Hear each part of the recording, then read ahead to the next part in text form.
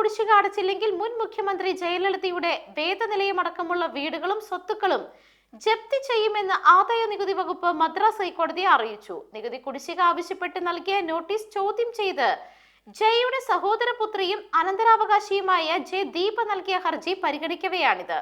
കുടിശ്ശികയും പലിശയും സഹിതം 20 കോടി രൂപ ദീപയും സഹോദരൻ ദീപക്കും ചേർന്ന് അടയ്ക്കണം. നിയമപരമായ അവകാശികളിൽ ഒരാളായി ഔദ്യോഗികമായി അംഗീകരിക്കപ്പെട്ട ദീപക് ഇതിനോടകം തന്നെ 1.17 കോടി രൂപ നൽകിയിട്ടുണ്ട്. 36 കോടി രൂപയായിരുന്നു നികുതിയായി ആദ്യം ഇരുവരിൽ നിന്നും ആവശ്യപ്പെട്ടിരുന്നത്. ഇത് പിന്നീട് 13 കോടിയായി കുറച്ചു. നോട്ടീസുകളിലെ തുകയുടെ വ്യത്യാസം ചോദ്യം ചെയ്തും കൃത്യമായ തുക അറിയിക്കണമെന്നും ആവശ്യപ്പെട്ടാണ് ദീപ കോടതിയെ സമീപിച്ചത്. ദീപയുടെ വാദം 18-ന് കേൾക്കും. ജയയുടെ മൊത്തം സ്വത്തുക്കൾക്ക് 600 കോടിയിലേറെ രൂപയുടെ മൂല്യമുണ്ട്. News desk Magnavision.